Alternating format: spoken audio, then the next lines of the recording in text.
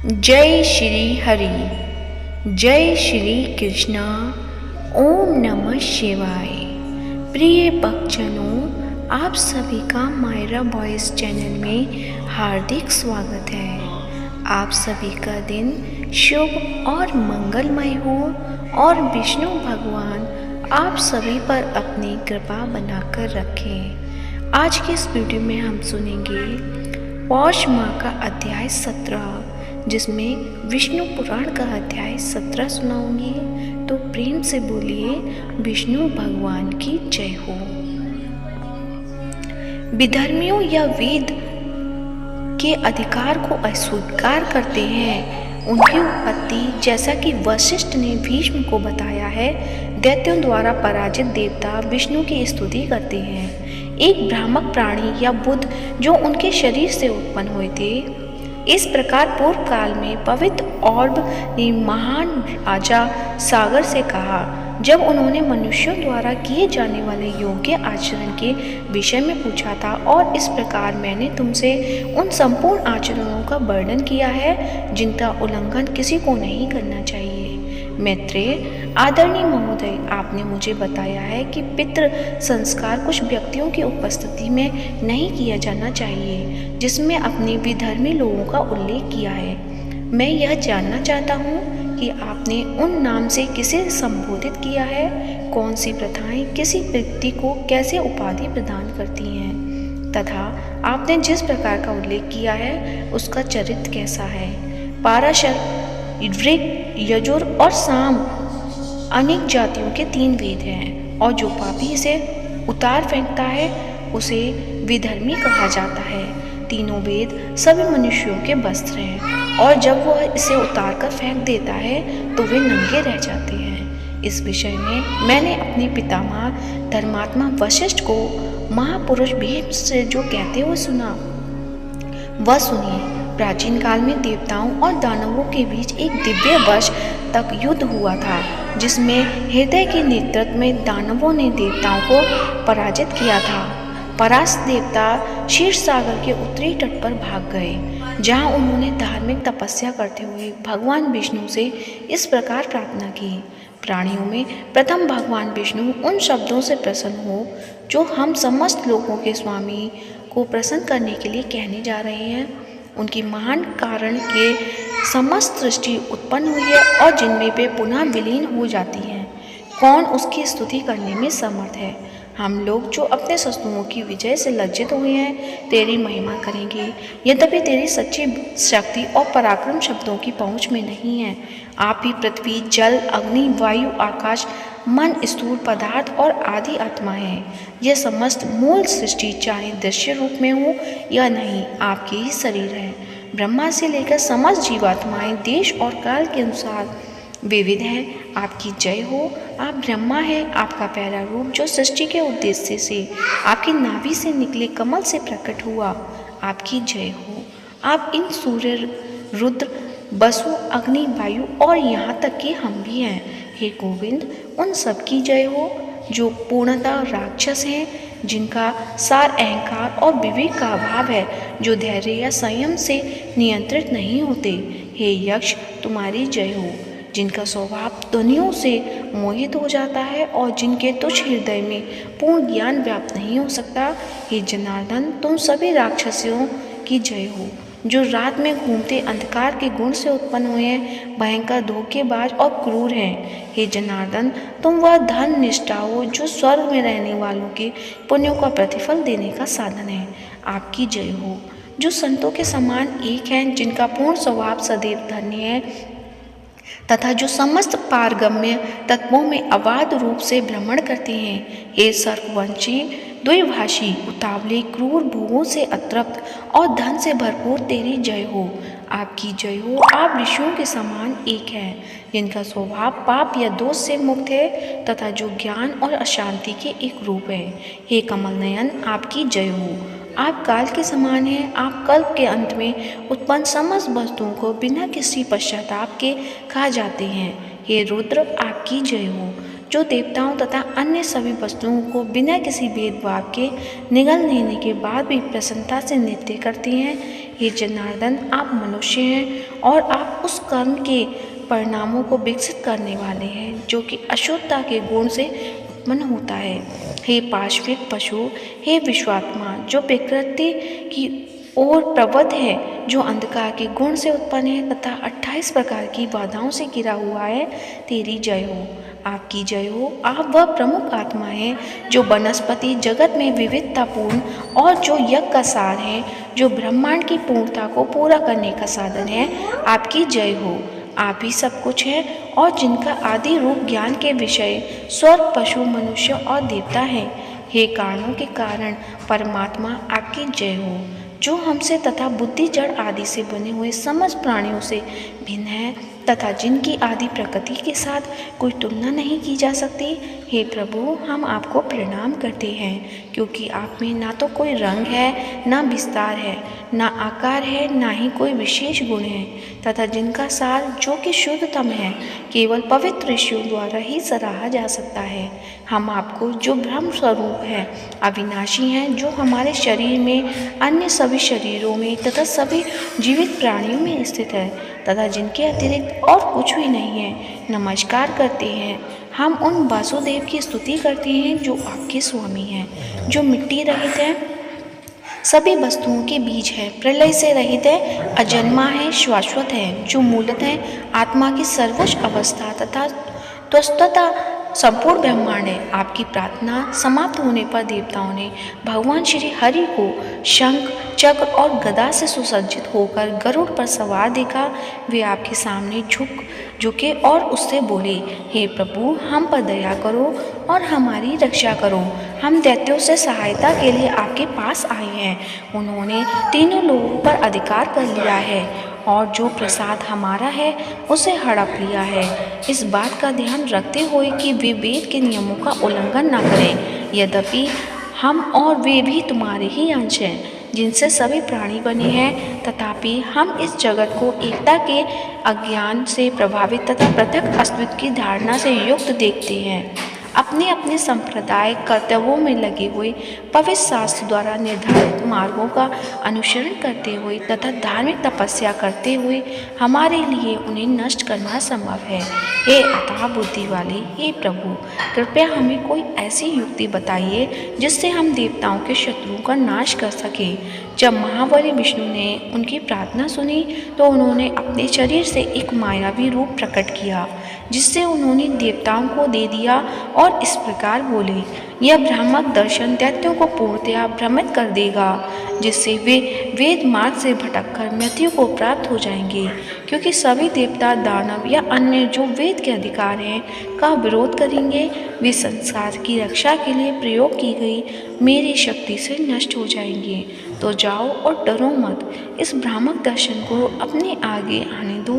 हे देवताओं, अब से यह तुम्हारे लिए बहुत उपयोगी होगा। तो प्रेम से बोलिए विष्णु भगवान की जय हो। अब सुनते हैं पौष माह में प्रतिदिन सुने जाने वाला आदित्य हृदय स्तोत्र।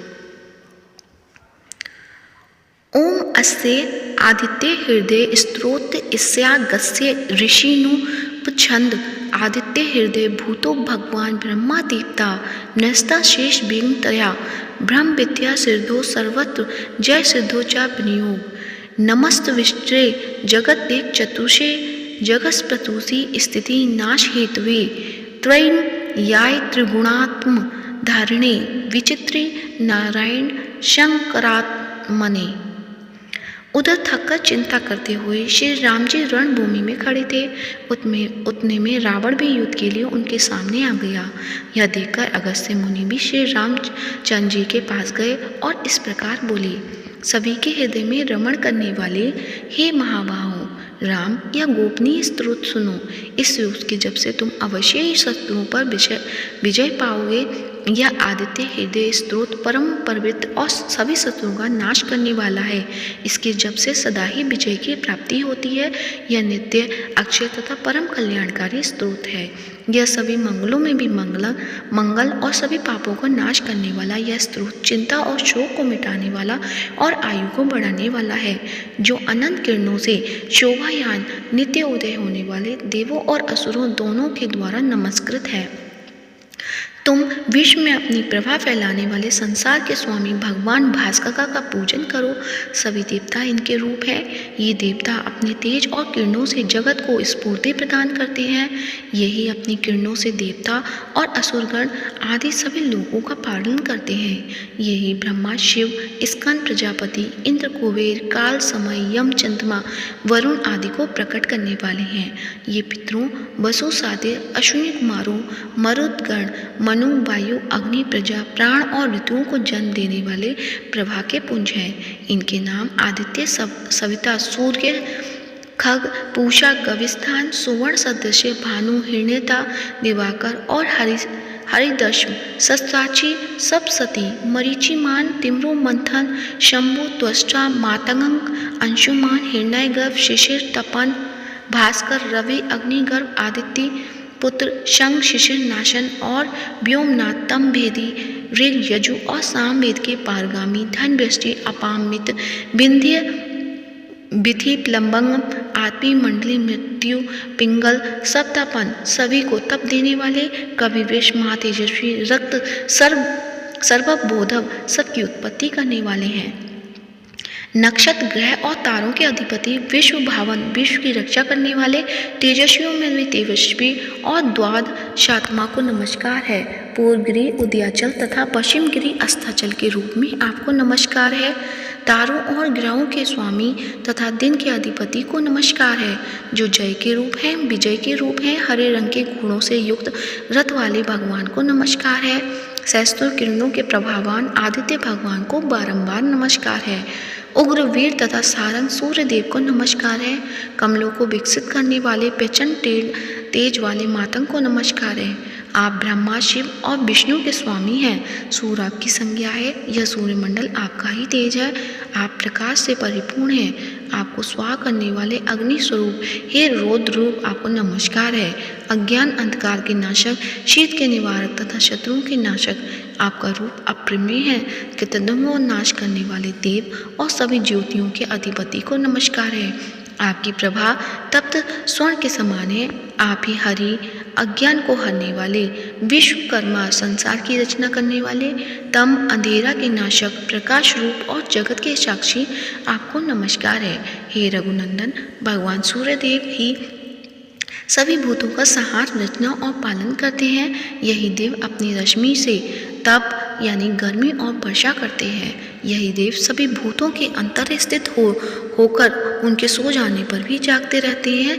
यही अग्निहोत्री कहलाते हैं और अग्निहोत्री पुरुषों को मिलने वाले फल हैं। यही वेद, यज्ञ और यज्ञ से मिलने वाले फल हैं।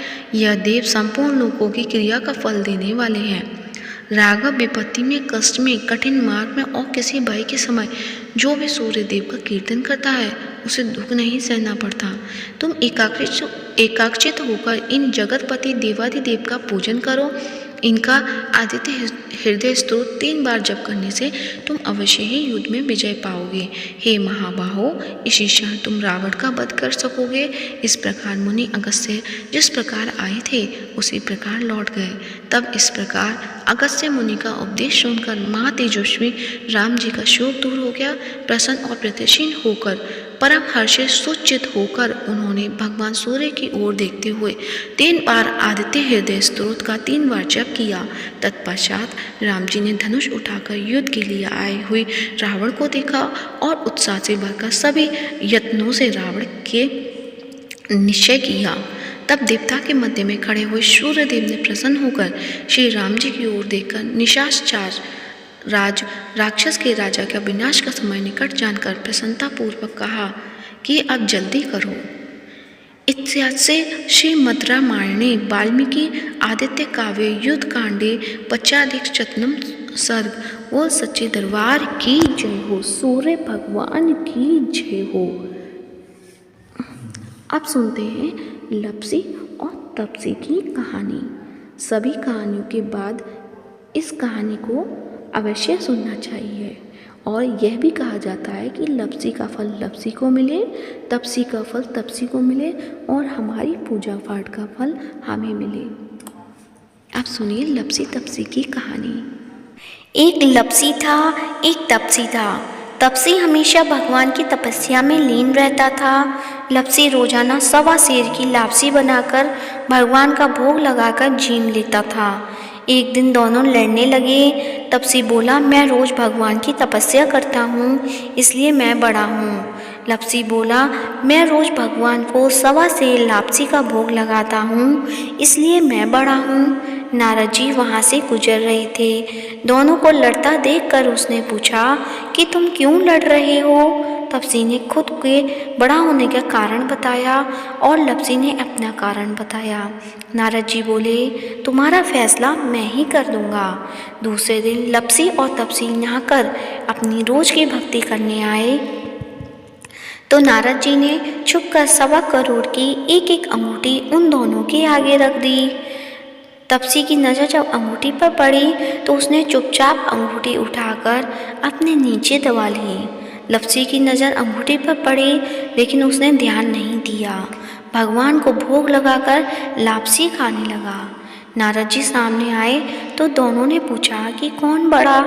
तो नारद जी ने तपसी से खड़ा होने को कहा। वो खड़ा हुआ तो उसके नीचे दबी अंगूठी दिखाई पड़ी। नारद जी ने तपसी से कहा, तपस्या करने के बाद भी तुम्हारी चोरी करने की आदत नहीं गई, इसलिए लपसी बड़ा है और तुम्हें तुम्हारी तपस्या का कोई फल नहीं मिलेगा। तपसी शर्मिंदा होकर मांगने लगा। उसने नारद जी से पूछा कि मुझे कोई तपस्या का फल कैसे मिलेगा? नारद जी ने कहा, यदि कोई गाय और कुत्ते को रोटी नहीं बनाएगा तो फल तुझे मिलेगा। यदि कोई ब्राह्मण को भोजन करवाकर दक्षिणा नहीं देगा तो फल तुझे मिलेगा। यदि कोई साड़ी के साथ ब्लाउज नहीं देगा तो फल तुझे मिलेगा। यदि कोई दिए से दिया जलाएगा तो फल तुझे मिलेगा। यदि कोई सारी कहानी सुने लेकिन तुम्हारी कहानी नहीं सुने तो फल तुझे मिलेगा। उसी दिन से हर व्रत कथा कहानी के साथ लपसी और तपसी की कहानी भी सुनी और कही जाती है। तो प्रेम से बोलिए, लपसी और तपसी की जय हो। लपसी और तपसी को अपनी अपनी तपस्या का फल मिले और हमें हमारी पूजा का हमें फल मिले। तो प्रेम से बोलिए, भगवान विष्णु की जय हो। यदि आज की वीडियो अच्छी लगी है तो वीडियो को लाइक करें, साथ ही ज़्यादा से ज़्यादा शेयर करें और साथ ही मायरा वॉइस चैनल को सब्सक्राइब करें और कमेंट बॉक्स में सूर्य भगवान की जय हो या भगवान श्री हरि की जय हो अवश्य लिखें। धन्यवाद। आप सभी का दिन शुभ और मंगलमय हो।